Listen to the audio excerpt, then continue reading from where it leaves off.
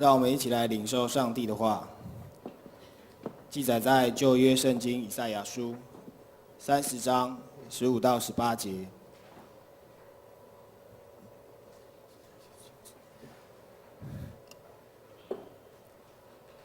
第15节，主耶和华以色列的圣者曾如此说：你们得救在乎归回安息；你们得力在乎平静安稳。你们竟自不肯。第16节，你们却说不然，我们要骑马奔走，所以你们必然奔走；又说我们要骑飞快的牲口，所以追赶你们的也必飞快。一人差个必令1000人逃跑，5人差个你们都必逃跑，以致剩下的好像山顶的旗杆，冈上的大旗。第18节，耶和华必然等候，要施恩给你们，必然兴起，好怜悯你们，因为耶和华是公平的神，凡等候他的都是有福的。这时候我们请本堂正牧师来讲道，他的题目是归回安息，归回安息。我们同心来祷告。慈悲的阿爸父神，我们感谢你带我们平安的经过一个礼拜，在主日有福气能够来敬拜你。今天我们要与主同舟，再次享受主你的恩典，主你的救赎，在我们每个人身上，也是献上满心的感恩。我们也感谢在灵命操练，我们今天进行到最后一个礼拜，要了解到为何要享受安息，乃是因为得救，能够透过归回安息来得救，回到主你的面前。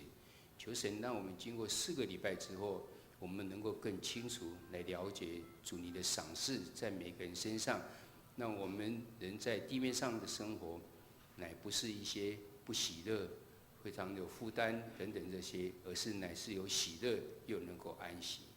主你的灵跟我们同在，赏赐我们每个人有属灵的智慧，开我们的心眼，让我们能够明白。我们这样祷告，奉告主耶稣基督的名求，阿门。大家平安。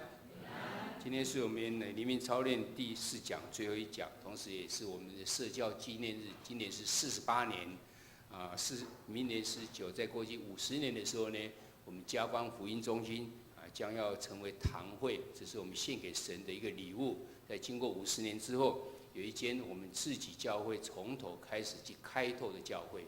虽然我们在这中间已经帮助过好几间教会，至少有3间教会，让他们从不是聚会所之类等等，或是福音中心变成知会，再成为这个堂会。我们也与他们一起来同乐，但是总是没有自己从头开始来开拓出来的那种喜乐在。我相信我们都存着非常盼望的心，所以在周年我们在社教纪念日的时候，我们常常都存有这样的勉励大家。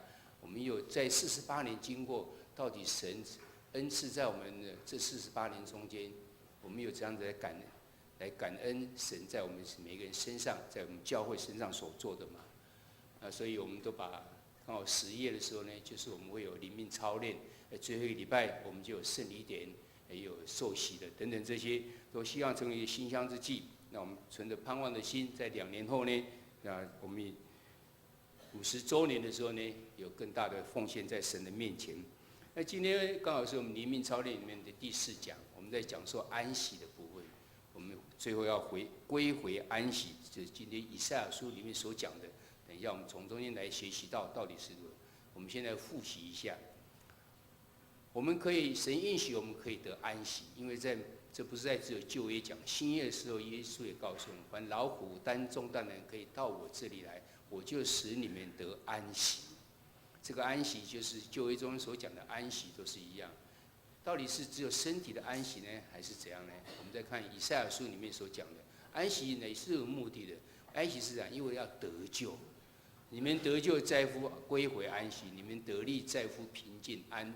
所以我们可以知道，这个安息绝对不是我们身体觉得哇，我享受好像不做什么事情就是属于安息。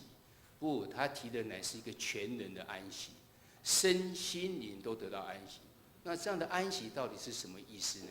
你前面那个归回就不要忘记了，因为你们是归回，所以你们有安息。那归回是回到神的面前，英文是用 return，然后这是 rest。你回到神的面前之后，你才能够享受真正全人的安息，你就得救了。因为你没有回来，根本没有办法得救。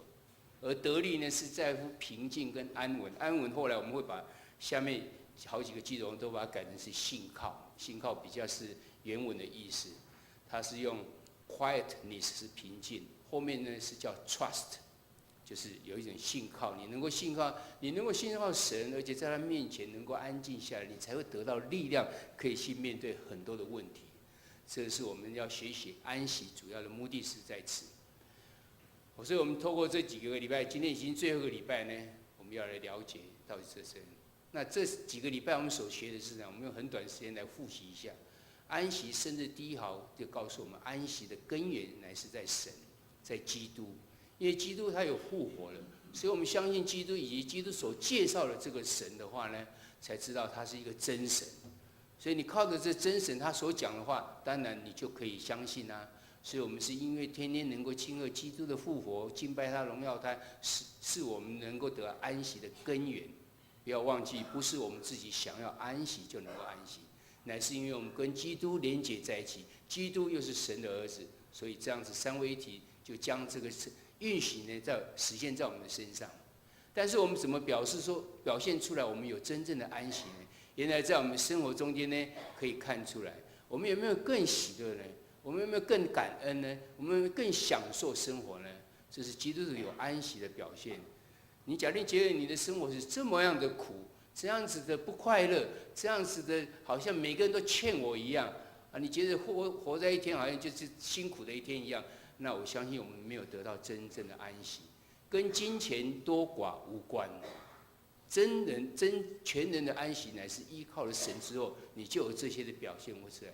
你会觉得非常的喜乐，非常的感恩，非常的享受神叫我们让我们活在这世上，享受他所有的创造。第二行呢，我们从耶和华是我的牧者，你们有没有学习到怎样？因为耶和华的复合民有6个复合民，以色列人他们所领受到的神，因为以前是神跟他们直接的互动，我们现在都没有。现在我们是透过圣灵在帮助我们。我们可以透过圣灵，然后跟神有连结在一起。上帝将他的话语透过圣经告诉我们。以前没有这些圣经，所以他们都是用上帝直接跟派遣天使来告诉他们，或者使者来告诉他们，所以他们有这种感受。耶和华神是怎样的神呢？第一个感受是耶和华是以勒，他是预备的。这是亚伯拉罕他讲的。他为了要献他的独生子的时候，神说不用了，我知道你的心意了，我就为你预备了一只羊羔。他就讲这边，他就感谢神说：“耶和华以勒。”原来耶和华是有预备的，预备之后我们就觉得非常的满足，非常的丰盛。你有这样子的感觉吗？虽然我们不是像那些富翁们，还有几亿、几千万、这些人一样，但是呢，我们从来没有欠缺过，因为耶和华是为了我们预备的神。你有这样子的领受吗？耶和华不是要满足我们的想要，而是满足我们的需要。你有需要的东西，一定要有的东西，神一定会帮助我们。耶和华以勒。第二个呢是基甸。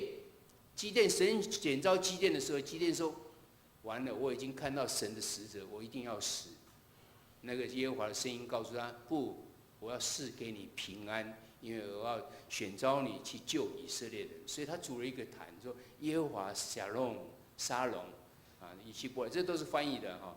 音译那沙龙就是耶和华shalom 就是我们常常在讲见面的时候平安，以色列人就说 shalom 的意思啊。神是一个是平安的神，是平安的神，你就自然能够被人家分享你的喜乐等等这些。你有这样子的感受吗？在你没有平安的时候，你有仰望在神吗？仰望在神，你就会得到神的平安赏赐给你。第三个呢是耶和华的其根奴。耶和华其根奴是当耶利米他看到那时候的社会是不公不义的社会，穷人富足的人欺负富人，欺负穷人，然后在上位的人欺负老百姓，好像我们现在的社会就是这个样子。那时候耶利米非常的感受到神是真正义的神，他带领要我们走正确的道路上。他会讲耶和华其根奴。耶和华拉法是当以色列人他们出埃及的时候，他们碰到没有水，碰到有一潭水，哇，很高兴想要喝，既然是苦水，怎么办呢？神要摩西将一块木头丢下去，就变成一个甜的水了。经过这神迹之后，神就告诉以色列人：你若是照我的诫命、照我的律法、照我的典章走的话，我就不使埃及人的一切疾病临到你们的身上，因为我是耶和华拉法，我是医治者，我是医治者，也是安慰者。在我们的有欠缺的时候，他就安慰我们，赏赐我们健康来医治我们。第五个是耶和华尼西，当以色列人在被亚玛力人攻打的时候，摩西站在山上就举起手来仰望神能够拯救他们的时候，以色列人就打赢了。但是手会酸，放下来的时候呢，以色列人就输了。所以有一个亚伦跟富尔就把他两只手把他撑着，让他一只能够举着。果然他们就一直打胜，打到把亚玛力人整个都灭掉了。所以他们称作耶和华尼西，耶和华是我的旌旗，是我战胜的记号，是让我有力量的。耶和华是不是让你有力量，能够得胜，过得胜的生活呢？最后一个耶和华沙玛，耶和华沙玛乃是以西结书最后一章最后一节里面讲到的。那是因为前面我们刚刚在会前读经也是读以西结哦，讲到以色列人为什么会被抓去啊？因为你背逆神，然后你们会碰到人情，但是最后神会再来拯救你们。你们会看见新天新地，有一个新的耶路撒冷，有一个新的圣殿在那里，长多长，东面西面有多宽，通通讲得清清楚楚的。开了几个门，只有讲耶和华shammah，这是代表耶和华的所在，耶和华同在的意思。我们所相信的神跟以色列相信的神是同样一位神，他们有这样多的领受在他们身上，成为他们的帮助。我们成为基督徒也是同样要有这样子的领受。耶和华一定为我们预备，耶和华是赏赐平安的，耶和华是教导我们走正确的路的。耶和华他是我们的医治者，是我们的安慰者。耶和华是让我们得胜的力量。耶和华是跟我们同在的神，他不是远在天边，随时跟我们同在的。耶和华也祝福在我们不只在日常生活，连我们的安息、休息的安息生活也是这样有。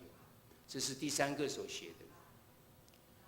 在这第二课、第三课的时候，我们讲到享受节庆的时候，我们告诉说，犹太人的节庆是神所定的，它总共有7个节庆，而这7个节庆呢，因为是神所定，所以它有属灵的意义在。我们应该不是照着他们以色列，而是活出它属灵的意义在。例如说，他们出埃越节，就是生命整个民族得到新的重生了。我们也有这样子的日子吗？或是个人有吗？或是他们有这些祝棚节，他们有出手节，这些都是将最好的礼物献给神，或是有常常有感恩的心在。我们有活出它的属灵的意义吗？基督徒面对华人的节气的时候呢，我们要努力把它转化它，让它赋予新的属灵的意涵。我们在上礼拜已经有谈过，我们最常过的大概是什么过年啦、端午啦、清明、中秋啦等等这几个节日。但是我们每个家人还是有很多的节日在啊。我们有没有生日啊？有没有受洗的日子啊？结婚纪念日等等这些啊？家族一定要有家族的意义在。还有很多这种节庆，我们可不可以把它疏于？虽然很多人过这个节庆，都好像是一些游玩，甚至去拜偶像等等这些，去烧香干什么？但我们把它赋予新的属灵的意义在，我们将会过得更愉快，更能够感受到神跟我们同在。所以我们要重视家庭的节日，有生日、受洗日、结婚纪念日等等这些。我们可以互送礼物啊，我们可以一起聚餐，可以吃蛋糕，但更重要，我们可以邀请亲朋好友，在那时候来举办一个福音的茶会、福音的餐会，我相信是更有意义的。因为我知道很多很多家庭他们从来不庆祝生日的。我觉得第一次我还觉得很奇怪，因为我们每一个人的生日我们大家都背得很熟，爸爸妈妈的这个兄弟啦这样。但是他们说，他连他自己的生日都忘了，似乎好像没有那样子的警醒。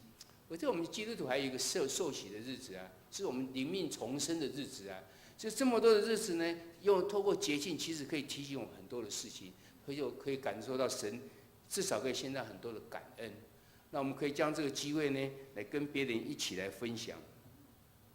所有的节日呢，其实是为了让我们的生活能够更安息、更丰富、更悠闲的享受生活。到目前3堂课，我们已经知道几件事情。第一个，要能安息的根源，乃是要跟神有正确亲密的关系。第二，因为神是必要预备的，是平安的，引导走义路的，医治安慰者，而且使我得胜，以使我同在的神。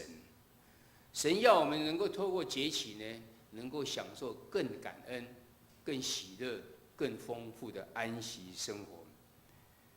那我们要问说，我们享受安息，也是为了要得胜，但是为了要得救，但是如何能够落实呢？就是今天我们所要看的。今天的经节读的是以赛亚书第30章的15节到18节。前面从第1节开始的时候，我们回去自己看。乃是讲说，以色列西西家当王的时候呢，有亚述国来攻打的，亚述国来攻打以色列人。那时候呢，西西家王应该是要向耶和华神来求救，但是他没有，他就向埃及王来求救，神就非常的不喜悦，神就差遣了以赛亚去跟他讲一段话，在以赛亚书第30章的第1节到第3节，这边讲说：祸哉，这悖逆的儿女，他们的同谋却不由于我，结盟却不由于我的灵，以致罪上加罪，起身下埃及去，并没有求问我。要靠耶和华的力量加添，要靠法老的力量加添自己的力量，并投在埃及的印下。所以法老的力量必做你们的羞辱，投在埃及的印下，要为你们的惭愧。没有去依靠独一的真神，而是依靠一个同样为人的这个埃及。这个埃及最后的成果，我们知道，再往下看就知道，他们完全没有办法成为他们的帮助。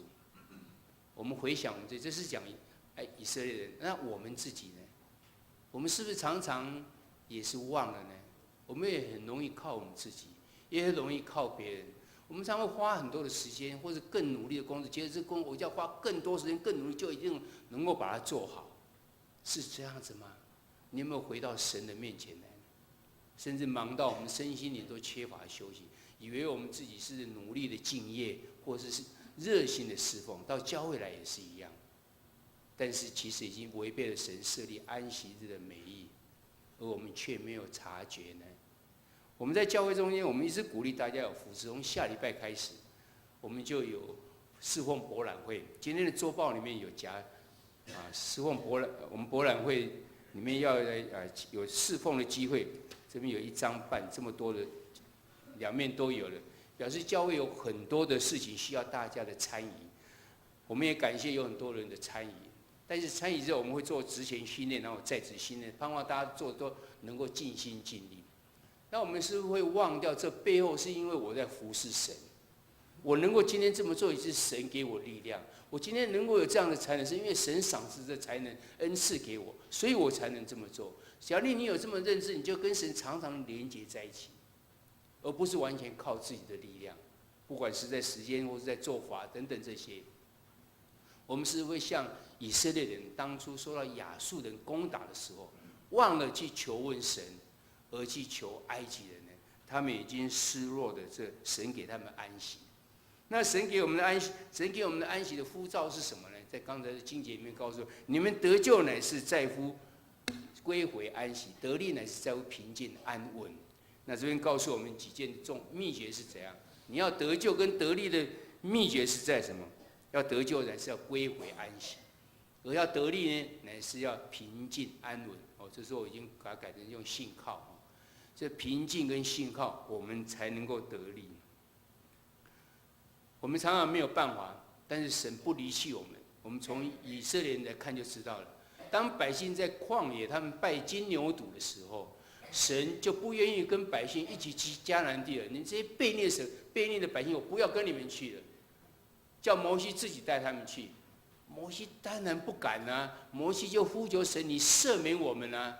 神那时候就回心转意，告诉他说：“我告诉摩西说，我必亲自和你同去，使你得安息。”这句话跟用你跟用你们有没有一样？我想是不一样的。我必亲自和你们同去，使你们得安息。但是圣经写的清清楚楚，是写与你同去，然后使你得安息。上帝要跟以色列人，其实因为摩西的关系，因为摩西成为他们的代祷者，摩西为他们常常在求主的怜悯，求主赦免他之后，神说：“我愿意跟你去，我愿意使你得到安息。”在我们现在这个社会中间，大概大环境让我们没有办法那样子的在神的面前得到安息，那么样子的随着神的心意走，但是你能够谦卑到神的面前吗？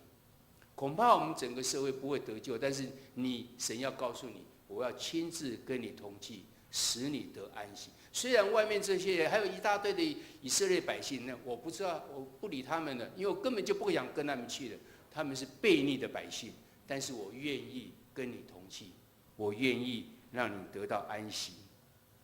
我们能够像这样子吗？所以我们不要失望。你说我们大环境，我们这力量这么小，怎么办呢？一方面我们要去传扬福音是没错，一方面你自己呢？你自己跟神的关系到底是如何呢？神为何如此说呢？因为只有神能够赏赐真正的安息，也只有在神的面前才有安息。所以耶稣呢，他呼召他的门徒，还有呼召我们，就是讲这句话。我们刚刚看只有28节，连29节一起。凡劳苦担重担的，可以到我这里来，我就使你们得安息。我心里柔和谦卑，你们当负我的恶，学我的样式，这样你们心里就必得享安息。为何他可以讲28节这个量呢？因为29节他告诉我们，因为我心里柔和谦卑，所以你们到我面前来，你就可以享受这样。你们负我的恶，因为我的恶是轻快的。这是神再次的透过耶稣来告诉我们。虽然有这样说，但是我们看见当初在以赛亚的时候，那时候讲不是也是讲了你们得救在乎归回安息吗？得力在乎安静平稳吗？结果呢，他们以色列人回应，很遗憾的，他们竟然回应说怎样？不然我们要骑马奔走。第16节开始，我们第15节是讲到得救乃在乎归回安息。但第16节开始讲说，百姓回答说：“不，我们自己要骑马奔跑，我们自己跑快一点就好了。”但是神要告诉他：“是的啊，你们一个必然奔跑，但是你们跑，别人也跑得很快啊。你一个人斥喝的话，令千人逃脱，5人斥喝呢，就这样，你们都要逃。是对方这样子的话，而最后你们剩下只有怎样旗杆而已。这是你们就会败坏的意思。看到这种，你不知道会不会想到说？”我们圣经上也有记载，有些人他们就是这样靠自己，但他们结果是什么呢？我们看我们最常见到就是雅各。雅各呢，他靠自己。第一个，他靠自己想要得到名分，长子的名分，他就用红豆汤来欺骗。第二个，他想要得到长子的祝福，他就是用野味来骗他的爸爸，还怕他爸爸摸他的手。因为他的哥哥是长毛长了很多的，他是没有毛，这是没有毛的，所以还在赶快用兽皮把它包在上面，让他结子上，用种种方法，为了要欺骗他的父亲，祝福他长子的祝福。我们又看到他为了要娶太太，然后就要用了14年，第7年反而是被他的舅舅、小舅子、大舅子把他骗了，然后14年才去换取到的。最后呢，他为了要积蓄他的财富呢，他用诡计呢，让那个养交配出斑点的人。这些故事是记载在旧约里面，我们可以去看这个故事。前面这2个故事大家都比较熟。那后来呢，他骗了长子的职分之后呢，他的哥哥就要杀他，好可恶啊！你竟然骗我，在我饿的时候要杀他，所以他赶快逃跑了。他的妈妈告诉他，你就回到舅舅那里去好了。他到了舅子那边，发现到他的女儿非常的漂亮，他就想要娶拉结，然后他就告诉他，你工作7年，我就把这个女儿让你结婚。7年之后，结果是送他的姐姐给他，这个也很奇怪，隔天才知道是他娶的姐姐哈。他不对啊，我要娶的是拉结啊，他娶的是拉班哦，我要娶拉结，他舅舅告诉他：“那你再做7年吧。”所以总共做14年，娶了2个太太，他还是反而他被骗了。那到最后他说：“不行，我要回去了，我要回到我的迦南地去好了。”他舅舅告诉他说：“好啊，我们来分财产，所有这些纯的颜色看起来纯的都是我的财产，你的财产是那些不纯的、有斑点的才算，但是他所有的都是纯的，怎么办？他用的方法是让这个羊在喝水的时候看到很多的斑点，生出来竟然就是斑点。我不知道是行神迹还是什么，我不知道哈。但是呢，竟然他养的那些后来都是生斑点，所以他的财产被很多了。好，用这种方法呢，我们看到的是这样。雅各在这过程中没有求过神，都是自己一个人在做这些事情，一直到他在亚伯渡口的时候呢，他跟一个天使在那边在那边打这个角力，角力之后呢，他终于领受到这个人。那时候那个天使告诉他：“你的名字要改为以色列。你的名字改为以色列呢，因为你跟神跟人角力，你都胜了，这叫以色列的名字的意思。他归回到神的面前来。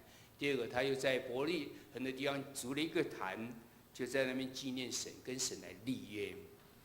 我们看到这是雅各的事情，但这个事情还没有结束因为他的生命过程中，他有一个觉得非常悲哀的事情，因为他的儿子，他最喜爱的儿子约瑟被他的哥哥里面把他卖掉了，他不知道，因为他的哥哥拿着他的衣服，然后涂了这个羊的血之后，回来告诉他说：“你的儿子约瑟已经被狼吃掉了。”哇，他就很痛哭啊，怎样？一直不知道，原来约瑟是被卖到埃及，后来做了宰相，他遭受了失去约瑟的痛苦。然后在饥荒的时候，不得已又要搬到埃及去，流浪到埃及去一样。那个情形就好像刚才所看到的，神告诉他：“你们最后只剩下一根旗杆而已啊，你们都要被灭掉了。”但是我们看到雅各最后呢，他还是见证了神的信实跟慈爱。因为为何能够这样子呢？因为我们在看以赛亚书第30章往后继续看到第18节。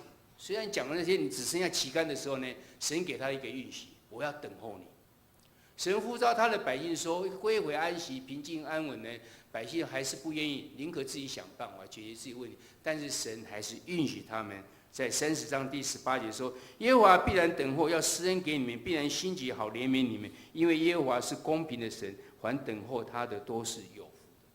这其实告诉我们一件事情。我们有可能没有在这样子真正的依靠的时候，我们好像是依靠自己，我们没有办法得到享受真正的安息。不迟，神要告诉你，我在等候你，我在等候你。我们看有没有呢？在雅各的身上呢？雅各呢？我们刚刚讲说他归回安息、平静安稳，他的结果是这样：第一个，他重新看到了约瑟了，他也看到这12个儿子不再是仇恨的。原来约瑟应该觉得这几个哥哥太可恶了，怎么可以把我卖掉呢？还要有神照顾我，不然我就死掉了。他有权柄可以这么做，但是他没有。他们整个家庭呢和睦的同居在一起，他看到情形。第二个呢，他年老的时候，他既然可以祝福约瑟的2个儿子是以法莲跟马拿西，但是呢，以法莲是第2个儿子，马拿西是长子。那照约瑟的做法，要请雅各祝福他的时候，马拿西就站在约瑟的右边，然后以法莲就站在左边。他因为右手的祝福才是真的祝福，所以他觉得说这个雅各应该会伸手这样子祝福。那没想到雅各是这样子的祝福，结果就刚好就变成这个小儿子变成长子。约瑟抗议：不，你的右边这个才是长子。他说：神要我这么做啊。所以你们想到说雅各自己用什么方法去夺这个长子的身份呢？是用刚才讲的红豆汤等等这些去夺。但是在这边呢，他应该有很深的感受，他自己呢是这样夺来的，但是神是要他这么做的，是使约瑟的长子跟这小子这身份呢在那边颠倒过来。那时候他是眼目昏花，也就是雅各根本看不见的时候，年老的时候所做的事情。最后呢，他死的时候呢，还可以在扶着床头意思就是说在床的这样能够坐着来敬拜神，然后最后就离开世上了。这是在以色列人的这种习惯里面，这是一种恩典，让你能够让你能够年老的时候能够很平安的回到神的面前的意思。所以我们看到雅各他是真正经历了公平的神，凡等候他的都是有福的。虽然他整个的生活过程中，因为欺骗，然后就开始引起哥哥之间的互相的争斗，然后就开始又有他的舅舅，他的大舅子的给他的欺骗等等这些事情，然后又发展到这约瑟他的儿子12个儿子，约瑟竟然被杀了。他所知道是这样，结果是被卖掉，等等这些，好像就是一直不是很顺的样子。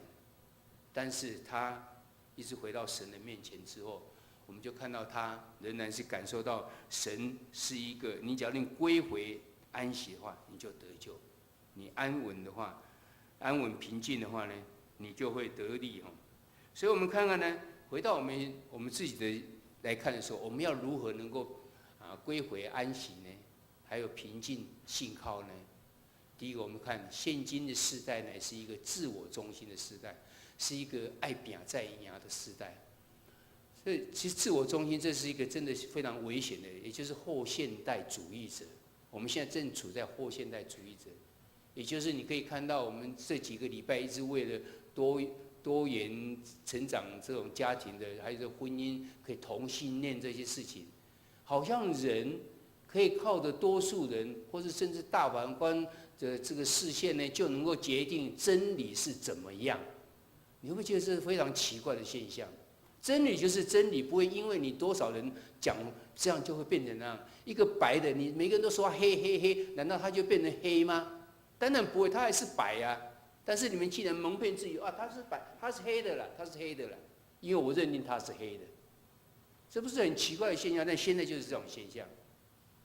后现代主义告诉我们说，每个人都可以主张他的主张，你不能反对别人的。所以他讲的虽然错，你也只能说我听到了，就是这样而已。你可以讲你自己的，但是你竟然不能反对别人的。我们的世界已经没有是非了，只有立场。在我们台湾更看得清楚，在特别从政治上所看到的就是这样。这是一个自我中心的时代，是一个非常危险的时代。基督徒要如何？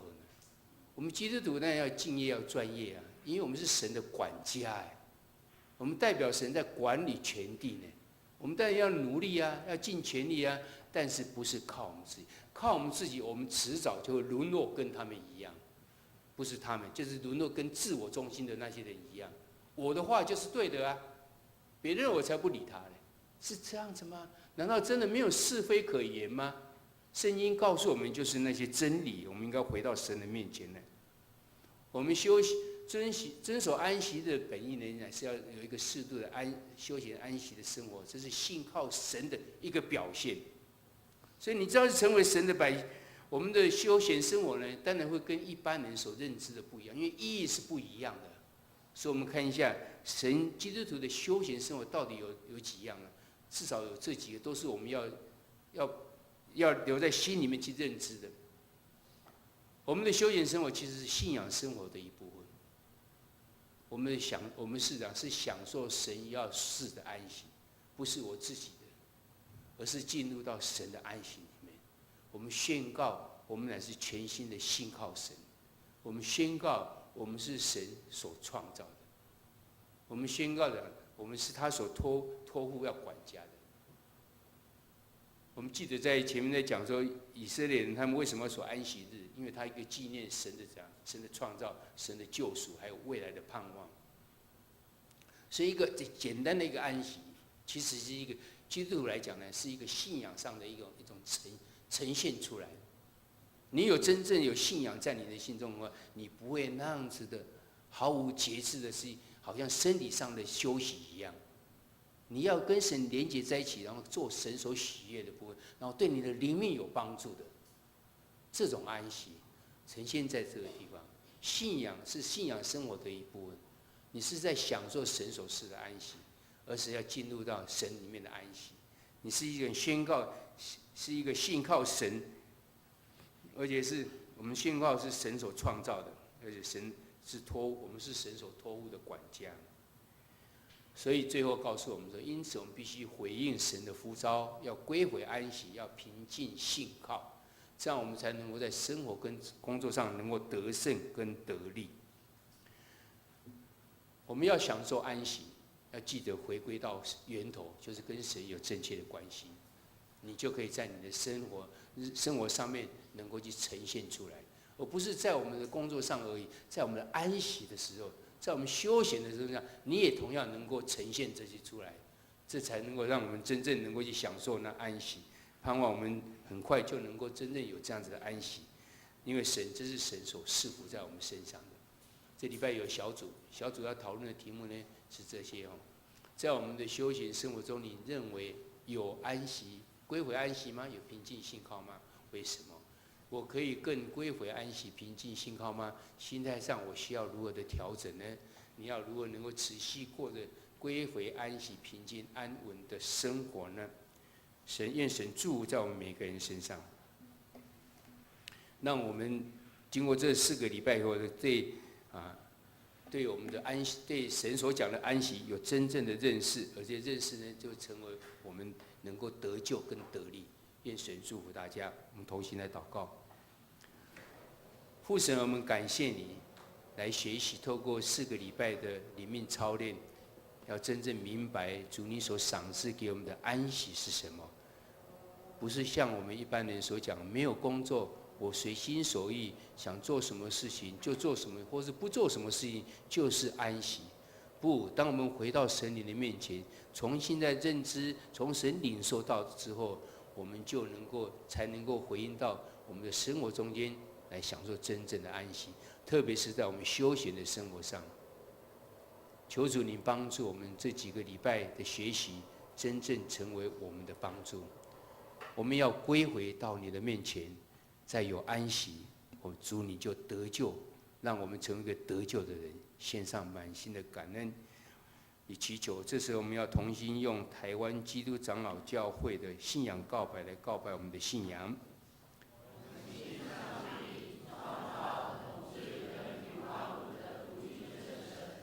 他是历史和世界的主。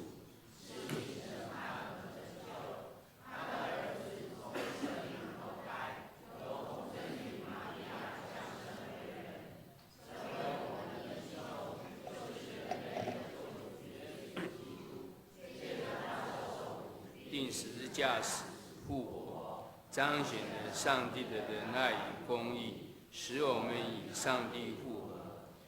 他的灵就是圣灵，住在我们中间，是能力，使我们在万民中做见证，直到主再来。我们信圣经是上帝所启示的，记载他的救赎，作为我们信仰与生活的准则。我们信教会是上帝子民的团契，蒙召来上或和使者，是普世的，且根植于本地，认同所有的住民，通过爱与受苦而成为盼望的记号。我们信人借着上帝的恩典而悔改赦免，以虔诚、仁爱与献身的生活归荣耀与上帝。我们信上帝是给人有尊严、才能以及乡土，使人有份于他的创造，负责与他一起管理世界。因此，人有社会、政治及经济的制度，也有文艺、科学，且有追求真神的心。不用这些恩赐破坏人万物与上帝的关系，所以人当依靠耶稣基督的救恩，他要使人